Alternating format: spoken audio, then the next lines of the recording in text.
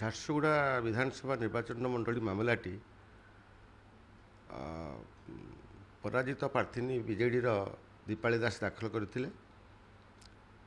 ବିଧାୟକ ଟଙ୍କଧର ତ୍ରିପାଠୀଙ୍କ ନିର୍ବାଚନକୁ ଅସିଦ୍ଧ କରିବା ପାଇଁ ସେ ଆବେଦନରେ ଦର୍ଶାଇଥିଲେ।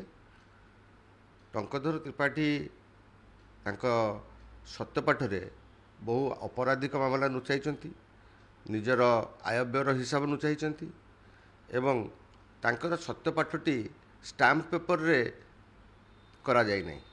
ତେଣୁ ତାହା ସତ୍ୟପାଠଟି ଆଇନ ଅନୁସାରେ ଏକ ଆଇନଗତ ସତ୍ୟପାଠ ବୋଲି ଧରାଯିବ ନାହିଁ।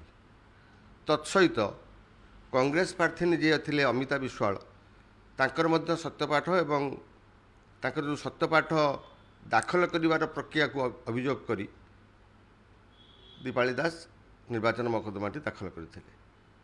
ସେହି ମୂଳ ମକଦ୍ଦମାକୁ ଖାରଜ କରିବା ପାଇଁ ବିଧାୟକ ଟଙ୍କଧର ତ୍ରିପାଠୀଙ୍କ ତରଫରୁ ଏକ ଅନ୍ତରୀଣ ଆବେଦନ ଦାଖଲ କରାଯାଇଥିଲା।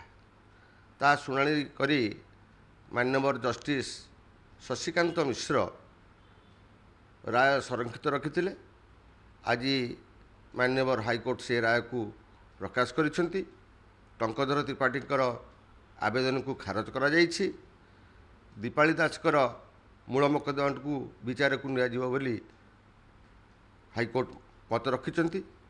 ଏହି ମତ ରଖିଲା ବେଳେ ହାଇକୋର୍ଟ ଦର୍ଶାଇଛନ୍ତି ଯେ କୌଣସି ପ୍ରାର୍ଥୀ ଯଦି ତାର ମନୋନୟନ ସମୟରେ ଦାଖଲ କରିଥିବା ସତ୍ୟପାଠରେ ଅପରାଧିକ ତଥ୍ୟଗୁଡ଼ିକ ଲୁଚାଇ ରଖିଥାଏ, ତାହା ଅସାଧୁ ଉପାୟ ଅବଲମ୍ବନ ପରିସରଭୁକ୍ତ ହେବ ଏବଂ ସେଥିପାଇଁ ଏକ ଆଫିଡେଭିଟ୍ ଫର୍ମ 25ରେ ଫର୍ମ 25ରେ ଏକ ଆଫିଡେଭିଟ୍ ଯେଉଁଟା ନିର୍ବାଚନ ଆଇନରେ ଅଛି ତାକୁ ଦାଖଲ କରିବା ପାଇଁ 3 ସପ୍ତାହ ଭିତରେ ଦୀପାଳି ଦାସ ଦାଖଲ କରିବା ପାଇଁ ଦୀପାଳି ଦାସକୁ ମାନ୍ୟବର କୋର୍ଟ ନିର୍ଦ୍ଦେଶ ଦେଇଛନ୍ତି।